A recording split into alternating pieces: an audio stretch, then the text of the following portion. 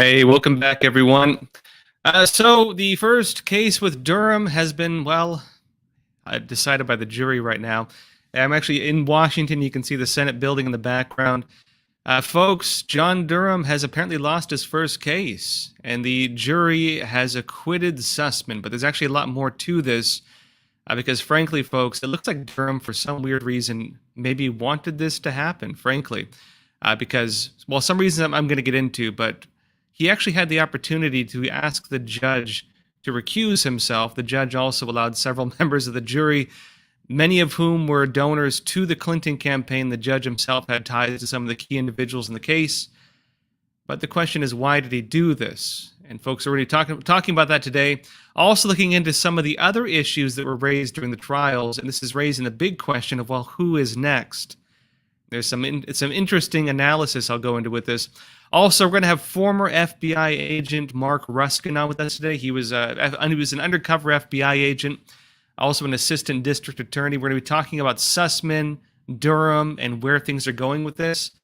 Also, folks, there's a lot of misinformation and disinformation about the vaccines for monkeypox now. We've been through COVID-19, now it's monkeypox. And I'm going to be debunking some of what's been going around with this. Now, as always, those of you on YouTube, we're going to be jumping over to Epic TV exclusively after about 20 minutes. It's a lot of stuff we cannot talk about on YouTube. They will ban our channel if we talk about, frankly, half the stuff we talk about on Epic TV. So again, if you haven't got an account yet, jump into the description below the video. Get your free trial. We're going to give you a free trial, 14 days. Get that. Jump over. Join us on Epic TV. Breathe the fresh air of freedom. And folks, that's us. Jump into the first stories for the day. Now, I want to start by talking about Sussmann. And of course, he was this Clinton lawyer. And the big question was, did he lie to the FBI? Now, this was really a slap on the wrist, charge. I mean, had he been found guilty, it would have honestly not been that big of a deal. The case now is moving forward regardless. The broader investigation into the FBI and the Clinton campaign's involvement with this. And the interesting thing with the Sussmann case is it provided a lot of evidence on both of those points. Sussmann was really a minor player in all of this. His charges were very minor. But the evidence now coming out is suggesting that, one, the FBI knew it was being misled by Sussmann, but still for some reason followed the Trump-Russia lies that it knew at the same time was coming from the Clinton campaign. And the Clinton campaign, of course, paid Sussmann right after his meeting with the FBI, where he provided them with fake information that the FBI knew was fake. But again, the whole thing was able to move forward regardless of this. He gets paid. They create more disinformation, the Trump-Russia dossier after this, and then the country gets thrown into this whole mess. Sorry, we're having some issues, huh? All right, folks, that said, let's jump into the first story. Let me talk about Sussmann. Now, I'm going to show you an article from Zero Hedge first. And it says here, Hillary lawyer Sussmann acquitted. It says here, Hillary lawyer Sussmann acquitted of lying to FBI in Russia hoax farce. And it says Michael Sussmann, a lawyer representing Hillary Clinton's 2016 campaign, has been found not guilty of a single count of lying to the...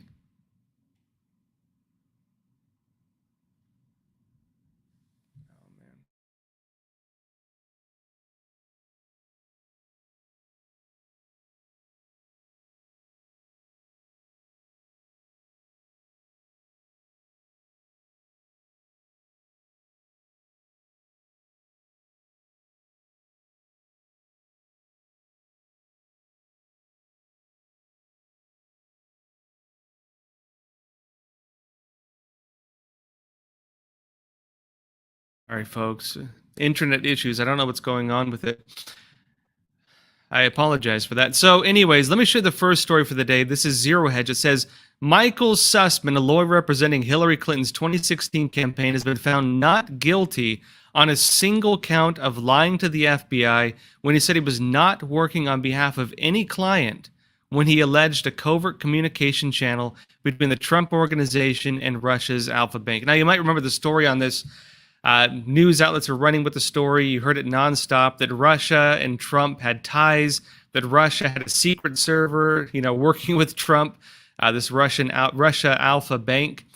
It was actual misinformation and disinformation for the same people who were telling us that we were spreading misinformation and disinformation, and frankly, as we speak right now, are trying to create different agencies to try to silence people for spreading the same type of misinformation that they actually did in fact spread.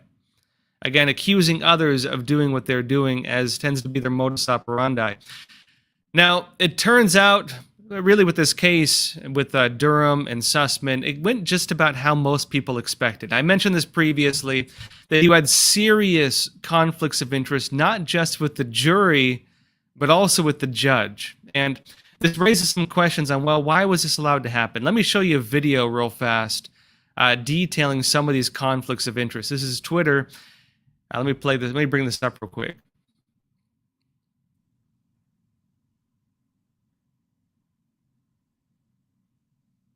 Let me play this video for you. Durham is the jury and the judge. I mean, he is facing a jury that has 3 Clinton donors, an AOC donor, and a woman whose daughter is on the same sports team with Sussmann's daughter. I mean, the exception of randomly selecting people out of the DNC headquarters, you could not come up with a worse jury. Welcome to Washington, D.C. Right. All right, John. The connection is really bad. I apologize for that, folks. One of the challenges of doing the show on the road is you never know what you're going to get when it comes to where you get stuck at. We're, of course, at our offices in Washington. You can see behind me the Capitol building. I'm actually here doing some investigative work, which I'll be detailing to you all pretty soon.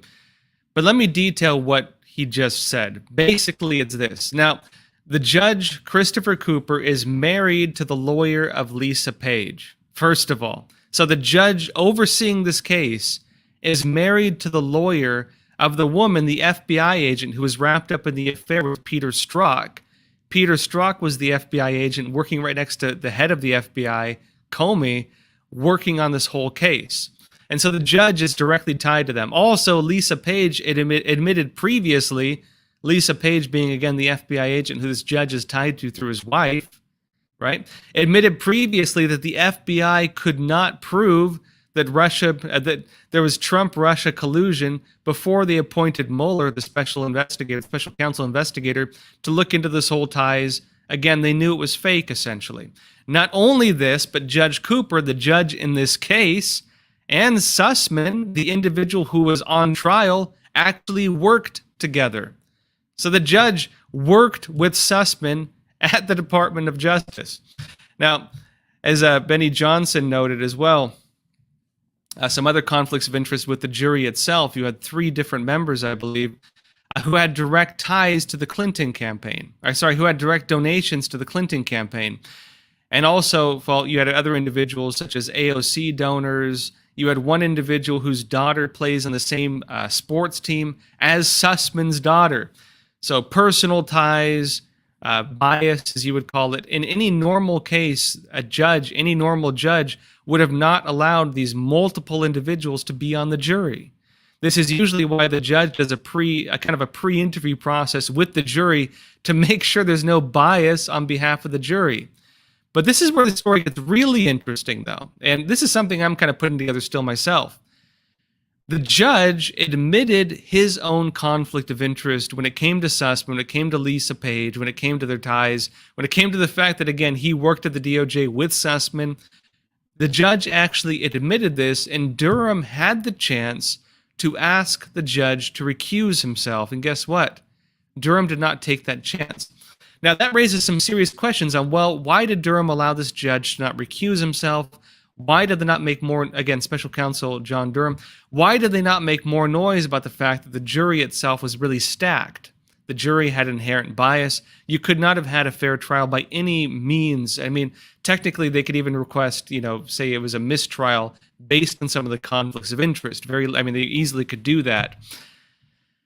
I'm going to be getting into that a bit, folks. First of all, though, we do have a sponsor today. Our episode is brought to you by American Hartford Gold. Now, inflation is at its highest level in 40 years. Interest rates are skyrocketing, and a recession now looms ahead of us. Caught between a runaway inflation and a recession, our retirement accounts are in real danger. Now, if you want to protect your future and your retirements, you can do that by diversifying your portfolio with American Hartford Gold. Now, they can have a part of your portfolio put into physical gold and silver. All it takes to get started is a short phone call, and they'll have physical gold and silver delivered right to your doorstep or into your IRA or 401k. And they make it easy to do that. They're the highest rated firm in the country with an A+ rating from the Better Business Bureau and thousands of satisfied clients. If you call them right now, they'll give you up to $2,500 of free silver in your first qualifying order, so don't wait. You can call them at 877-260-2764. Again, that's 877-260-2764, or you can text Joshua to 65532. Now, back to Sussmann, back to Durham. The big question is, well, why did Durham not ask the judge to recuse himself? And the judge actually did give Durham the chance to do that. The judge, of course, then allows a stacked jury to get in, a jury which no normal judge would frankly allow. In any normal case, when they have one direct ties, again, to the daughter and the sports team, when they have direct ties to the person on trial, and when they've made campaign donations to one of the people involved in the case, Hillary Clinton in this case. Let me show you this. This is Trump on Trump Social pointing some of this out, because Trump commented on this, and he said this. This is Donald Trump, right? He says, our legal system is corrupt. Our judges and justices are highly partisan, compromised, or just plain scared. Our borders are open. Our elections are rigged. Inflation is rampant. Gas prices and food costs are through the roof. Our military leadership is woke. Our country is going to hell. And Michael Sussmann is not guilty, according to the trial at least. Trump says, how's everything else doing? Enjoy your day. Now, when it comes to Sussmann, the jury acquitted him. But look, Sussmann admitted to one of the main allegations. He admitted it. Epoch Times reported this. It notes that former Trump campaign aide Jason Miller pointed out that Sussmann admitted that he gave opposition research to the FBI and did not tell the Bureau, the FBI, that the research was conducted for Hillary Clinton.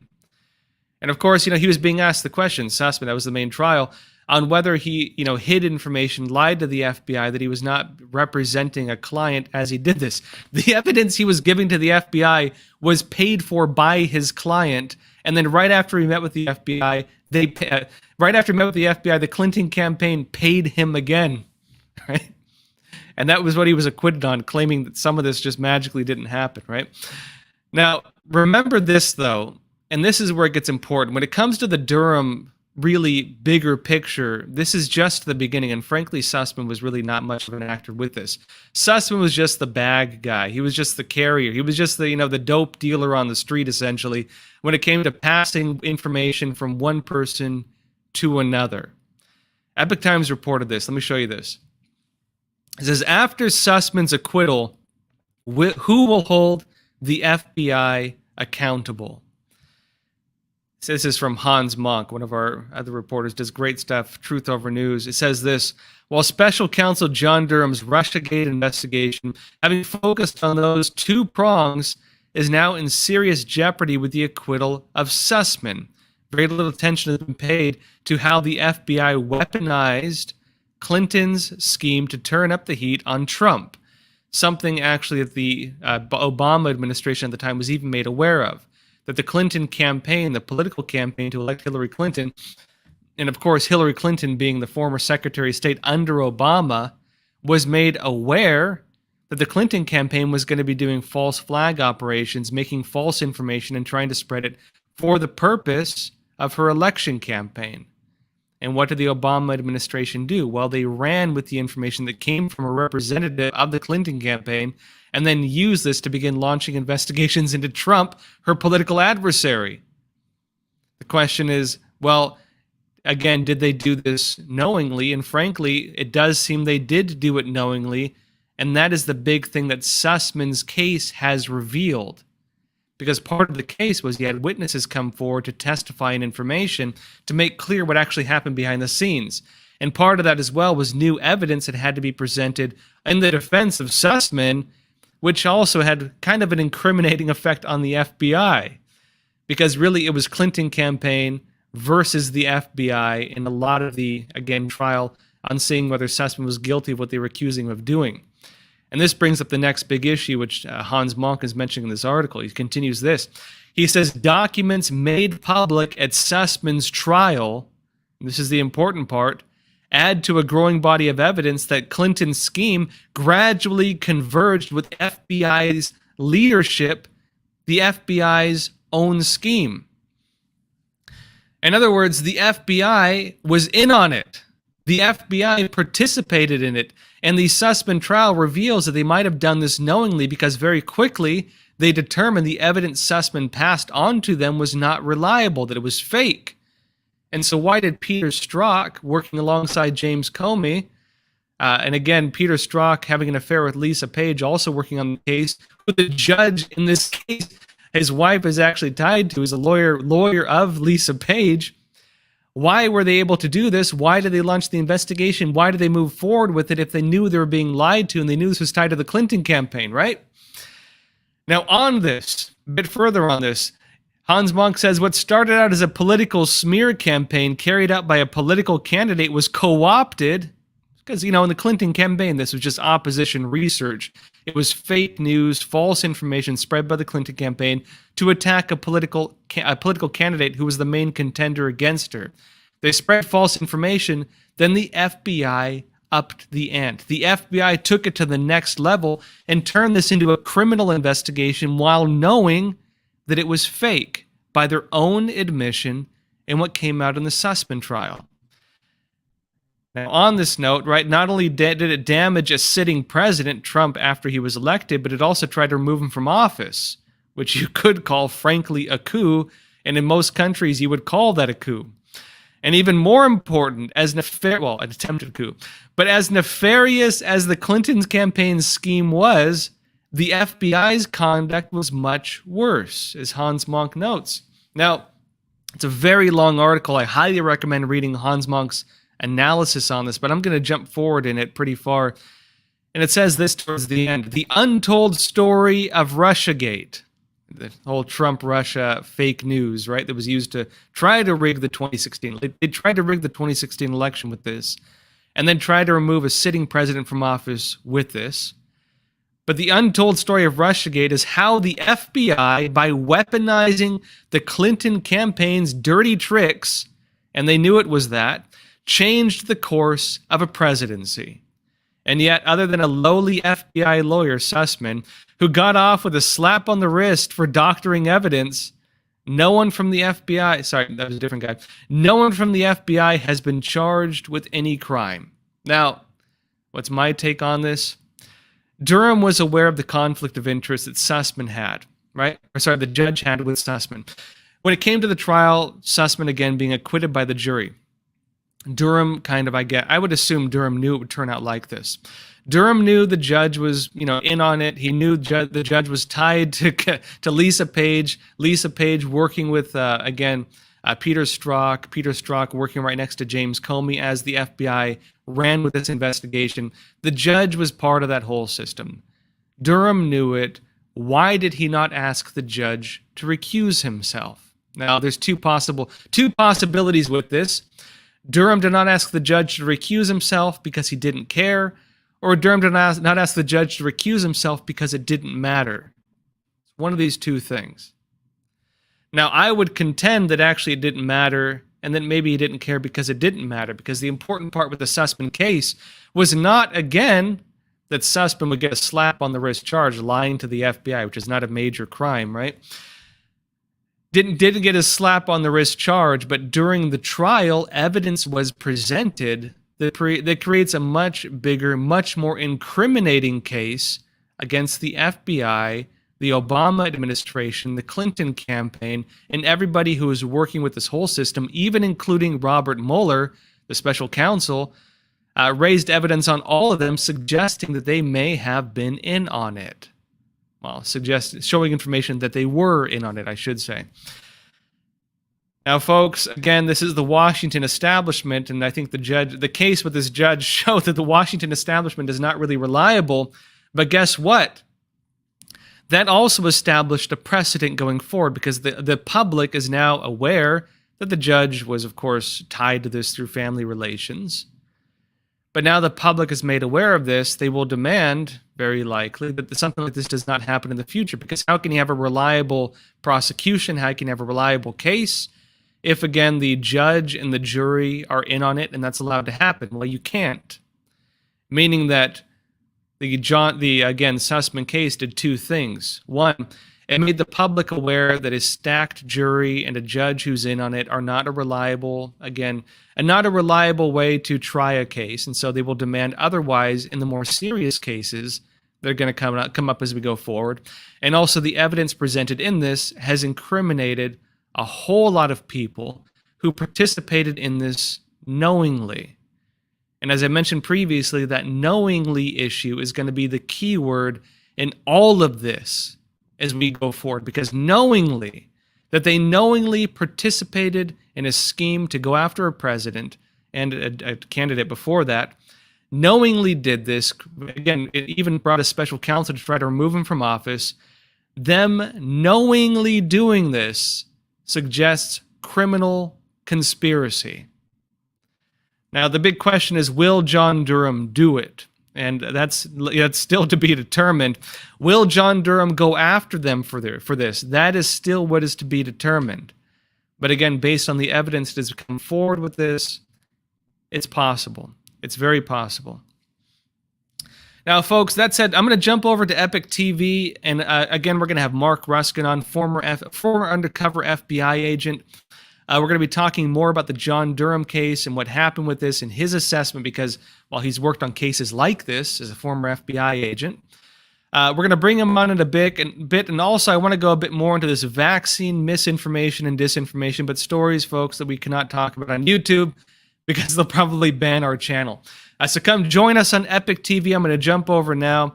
Before we jump over, though, let me show you a quick trailer. This is American thought leaders, and they had filmmaker Jason Loftus talking about his animated documentary recalling Communist Party of China's mass arrests and persecution after some individuals hijacked state TV to break through the information blockade. Fantastic story. Let me show you this trailer. Most people do know that they cannot trust the state narrative, but the problem is, what can you trust and what can you not trust? How far does the propaganda go? At a time of ubiquitous lies, when telling the truth can cost you your life, is it worth it? There's a biography of the Chinese communist ruler at the time, Jiang Zemin, which mentions that he personally called Changchun that night, essentially demanding consequences for those who were involved. Today I sit down with Peabody Award-winning filmmaker Jason Loftus, director of the new film Eternal Spring, the story of a group who managed the unimaginable, to hijack China's state TV airwaves with deadly consequences. It was unprecedented in Chinese history for any group to have any intervention in the monopoly of control of media and television inside China. This is American Thought Leaders, and I'm Yanya Kellett. All right, folks, again, that's exclusively on Epic TV. Check it out. We're going to jump over to Epic TV now and talk about vaccine misinformation and disinformation around monkeypox, and frankly, how it could constitute a human rights violation. That said, folks, we're going to jump over now. Come join us. Get your free trial. It's in the description below. We'll see you there. All right, folks. We're going to have Marc Ruskin on in just a minute. Again, former undercover FBI agent. He's also the author of The Pretender. He was also an assistant DA in New York. A lot of experience on this stuff, and he's been involved in cases very similar to what we're going to be talking about with Sussmann. So he has some great insights. First, though,